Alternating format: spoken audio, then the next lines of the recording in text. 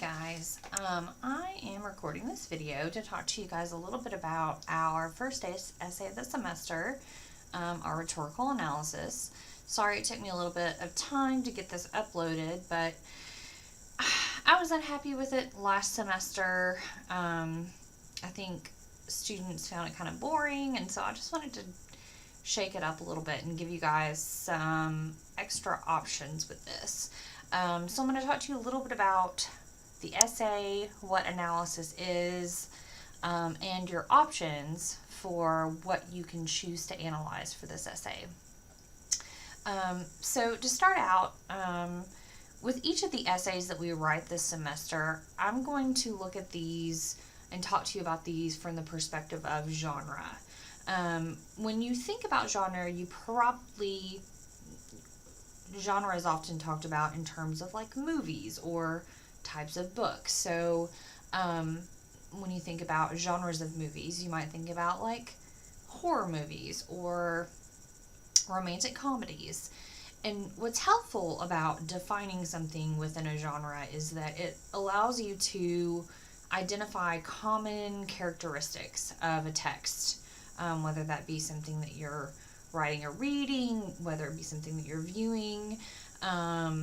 It allows you to identify specific characteristics that texts share, so that you know what to expect. So, for example, in a horror movie, you're probably going to have jump scares. There's going to be a point where you're thinking a person is going into a space like upstairs or into a room where you're like, don't go in there. There may be some kind of supernatural element. There may be some kind of violence. All of these things are going to be characteristics of the horror genre. We can do the same things with types of writing. And if we identify things within genres by identifying these elements, that makes this hopefully more helpful to you as you move into your other classes, and as you do writing within your fields. So analysis is something that you guys are going to be doing a lot of, even though you might not necessarily think of it in terms of analysis. I think analysis is one of the most common types of writing and thinking that you do in college and in most careers. So the Norton Field Guide to Writing with Readings, this is a textbook that I really like. They focus on things from a genre perspective. They define analysis as a genre of writing that closely examines a text for what it says and for how it does so, with the goal of demonstrating for readers how and how well the text achieves its effects. So let's break that down a little bit.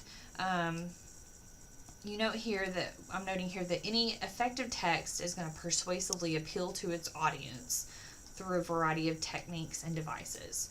So when you're analyzing, you're looking at what is this text saying. What is the text trying to get you to believe, trying to get you to do, trying to get you to buy? What is the text trying to achieve? And how is it trying to get you to do that? And that way you can figure out how well it is achieving its purpose. And we'll look at kind of how that breaks down in a minute. The ability to explain how a text makes its argument and persuades its audience, that's going to be something, again, that you're going to be doing time and time again, whether explicitly or implicitly, as you guys go throughout your academic careers and your professional careers. So I've noted 4 kind of things here that are kind of common characteristics or common features of an analysis. This is going to be true across most analyses that you guys are going to encounter or that you're going to create. So, for the most part, you're going to include a brief summary, of a text. And stepping back for a second, when I say text, often when we use the word text, we tend to think of like something written on a piece of paper. But when we use text within kind of the composition community, we're often talking about visuals as well. So it may be like an advertisement. It could be something that's multimodal, so it could be something that incorporates text and visuals. It could be a video. It could be a song. A text can be so many different things. So when you're analyzing, you're often going to need to include a brief summary or description of the text. Attention to context. This is really, really important. So nothing is ever written in a vacuum. When you're analyzing something, you have to recognize that it's part of a larger conversation. That there are social, cultural, political things that have influenced the text author. So if you are analyzing an advertisement, you have to consider what are some of the, for example, cultural elements that have prompted the advertiser to kind of connect with the audience. Who is the audience, and how might this kind of common understanding about society or culture have prompted them to choose the things that they did within the advertisement. And we're going to be looking at examples of this. The third thing is a clear interpretation or judgment. So basically, this is going to kind of be your thesis statement. You're going to be looking at each individual part of the text and kind of come to some kind of determination about what you think it means and how will it work. So what is the writer of the text trying to accomplish? What are they trying to persuade the reader or viewer of? And how well are they doing it? How are they doing it? How well are they doing it? And then reasonable support for your conclusions. So you need to be bringing in examples from the text that you're looking at and saying, here's an example of how I see the writer kind of making this choice. You're bringing in examples to support those conclusions. Okay, so we'll get more into this stuff in a minute. So you're actually going to be writing an analysis. And don't worry, you guys are going to be reading examples of analyses. So you're going to be seeing how this works. But you will be choosing a text to analyze. And you have three choices. Okay, so you can choose an advertisement. This can be a print advertisement or a video advertisement, or two if you guys decide that you want to analyze more than one. So if you want to analyze two in conjunction with one another, as long as they have some kind of connecting element, you can choose an advertisement. And just a note, I've had a couple of questions. You guys do have the discussion for this week where you're discussing an advertisement. So this is practice for this. And this is a way for me to give you specific feedback on kind of a low stakes analysis. So this is not the actual essay. This is just you practicing for the essay. So you can choose an advertisement. You can choose a recent, and I said within the past 10 years. I'm willing to be flexible with that, but I do want it to be relatively recently. Persuasive speech by public figure. So, and I say this will work best if you can find a video of the speech as well as a transcript. And that way you can both, read the speech, but you can also view and hear the speech. So that way you can pick up on things like body language and intonation and things like that. And then the third thing is a current, so I would say this should be within probably the last 2 to 3, maybe 5 years, opinion piece published in a newspaper or magazine. And the reason I say opinion piece is because with an opinion piece, that's kind of built in. The writer is trying to convince you of something. They're making an argument.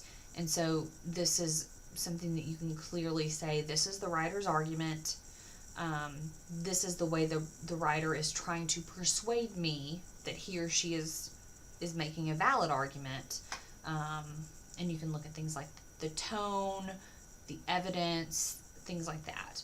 And I do really quickly want to show you guys, I have posted, if you go to our content page, if you go down here to the bottom, I've changed this up a little bit.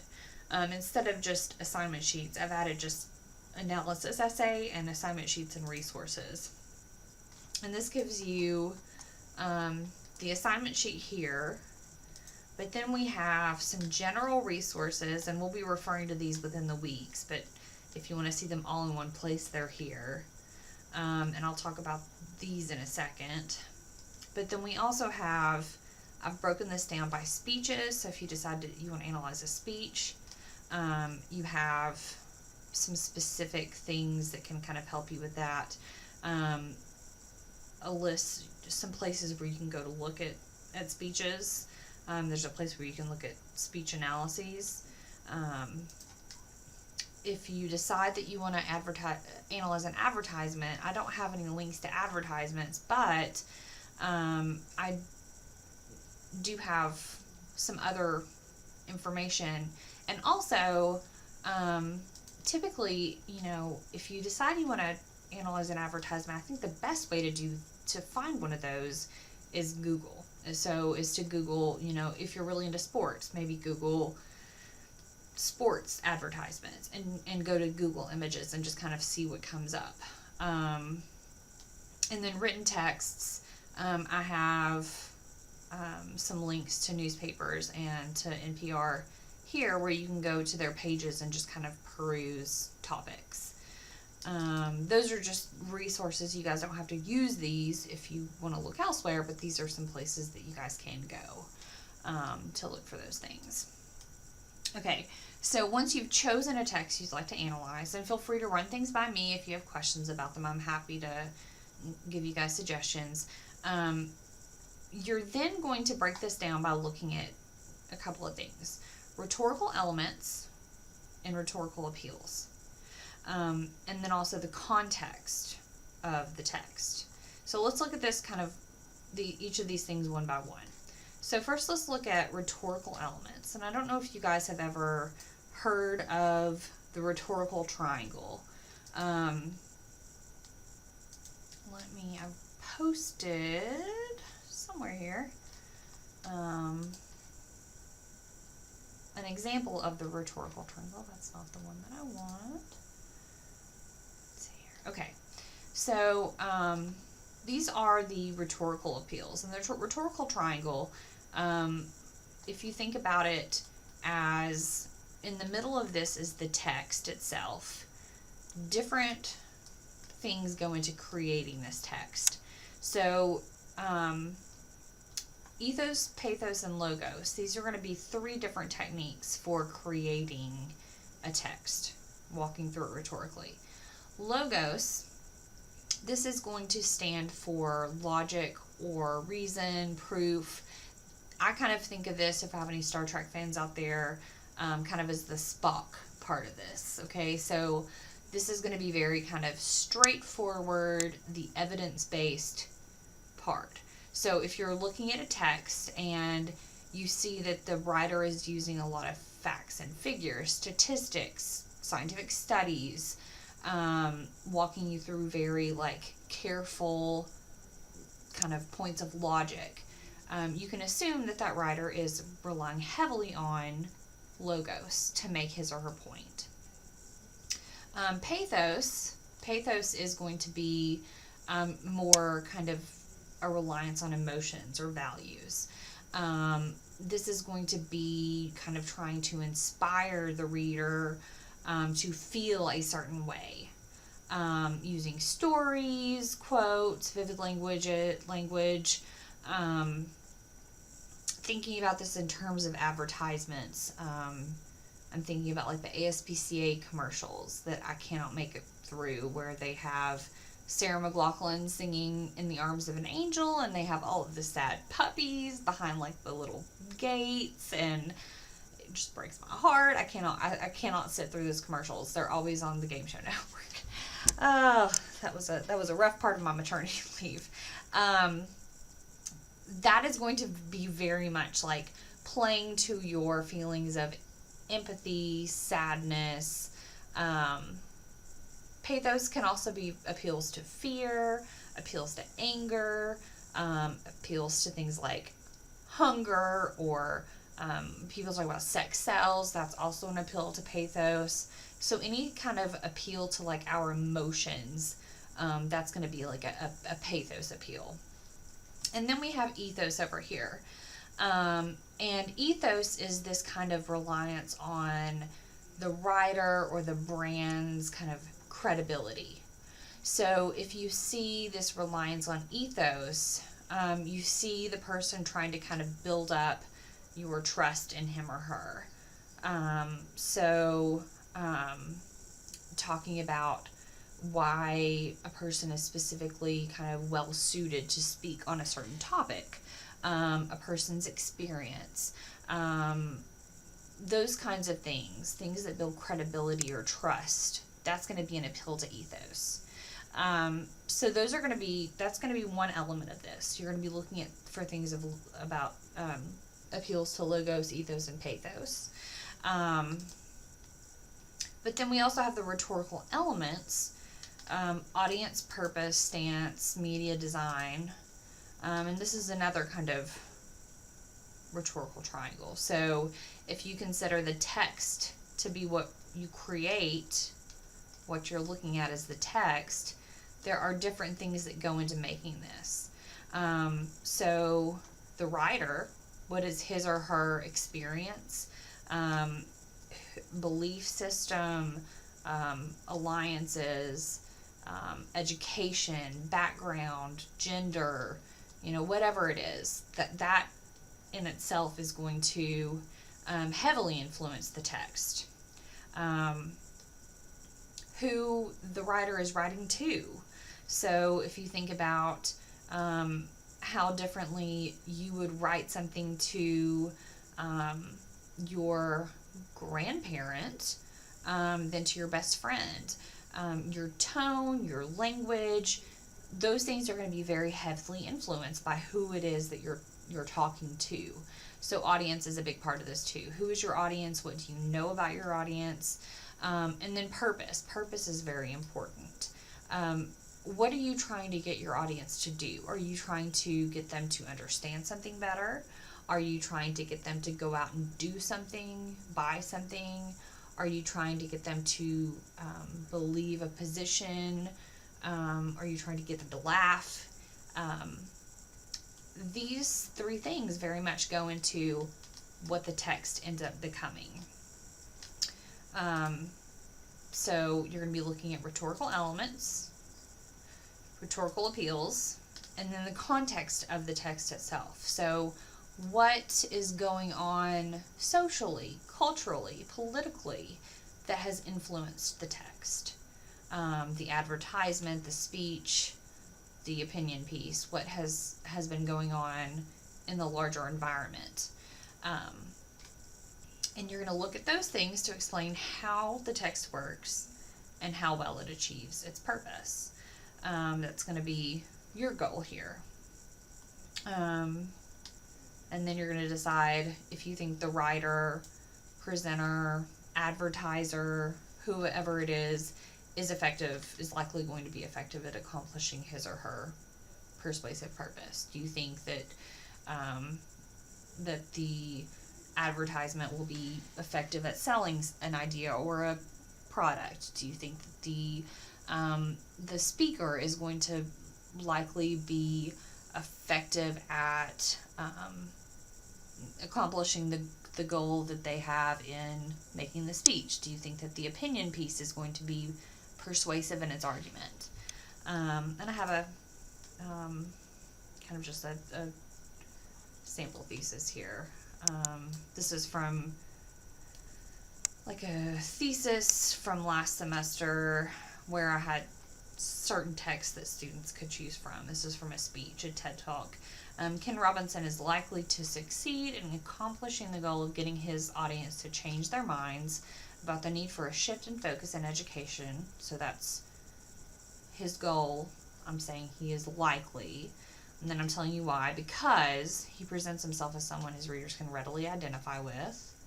This kind of harkens back to this idea of logos and pathos. He causes students to worry about their education and their futures that appeal to emotion, and offers compelling evidence that the problem requires immediate attention. So that appeal to logic. That's just kind of a sample. So if you want to see kind of how this might end up. So this is a 750 word essay. I cut 250 words off from last semester. I'm listening to my students. So I'm open to suggestions as we go, guys. Never hesitate to say, I don't think this is working, and I'm totally willing to really reevaluate. Always, always, always. I have some tips here. So I say begin by looking at the rhetorical situation and the appeals the writer uses. One thing that I hope will be helpful, and I sometimes feel like I inundate students with resources, use as much or as little as you want. It will not hurt my feelings if some of these things are kind of too much. But I've uploaded a drafting workshop for each of these different kinds of texts that you guys might be working with. So let's say that you decide you're going to analyze a speech. You can, once you've chosen your speech and you've watched your speech, I have just added a list of questions that you might use to just start thinking about this. So this can kind of help you just start writing. Like, who is the speaker? What are the main arguments? Where was the speech given? When? For what reason? That can kind of help you with description. And then things like, what is the purpose of the speech? And then some clarifying questions. Who is the intended audience? What political, social, and or cultural issues does the speech draw on or connect to that you should consider? Something about it, rhetorical appeals, purpose. So you do have, when I say begin by considering these things, you have resources to help you do that. And I'm always happy to help kind of prompt you with this. You're not just like, I'm not saying consider these things. All right, goodbye. I'm happy to help walk you through this, and then, I have these resources available to you as well. This is important, and this is kind of where your thesis sometimes comes in. So we're going to talk a lot about angles in this class. So after studying your text, choose an angle. Like, what do you want to focus on? Try to avoid broad arguments. Don't just say, this was effective. Tell us why, and tell us how should we read this text. Keep that in mind. How should we read this text? Don't just tell us that it's effective or ineffective. Tell us why, and tell us how to read it. You're going to be kind of making an argument about an argument here. This is really important, and I think it's always good for me to bring in kind of pitfalls that I've seen other students fall into in past semesters. So context is really important. Larger issues related to the text are important. But remember that your goal here is not to make an argue about the specific issue, okay? You are not making an argument about the issues connected to the text. You need to be thinking about how the text you're analyzing is interacting with that larger issue. How does the text's connection to a larger issue affect how well it works? So if you're analyzing an advertisement that looks at issues of domestic violence, you are not going to be the purpose of your paper is not going to be discussing the issues in our society, kind of endemic, problems with domestic violence. You're going to be looking at how this text makes an argument about that issue. So be really careful about not kind of falling into that trap.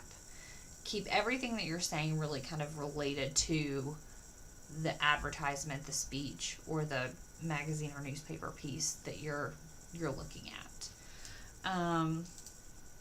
Use details and examples from the text to support your thesis, but don't turn the whole thing into summary. If you feel like you need to bring in secondary sources to establish context, that's fine. Just let me know and I can kind of help guide you there. Yeah, we're going to be practicing citation. I'm going to basically kind of give you guys the citation for this. So we'll talk about that more as we go. And then I have due dates here. This is not due until February 21st, so we have time for this. And then don't forget that you guys have a lot of resources on here. So if there are any questions about the things that are available on here, you might just kind of go through these and just check them out. I have things like the visual essay organizer that a lot of students find helpful in just kind of getting their ideas down on paper. You can type into this, or you can print it off and write in it. If you're an outliner, this might help you. This may be completely unhelpful. And again, that's totally fine. Kind of self-guided workshops. I have an analysis writing workshop on here that talks to you a little bit about types of organization.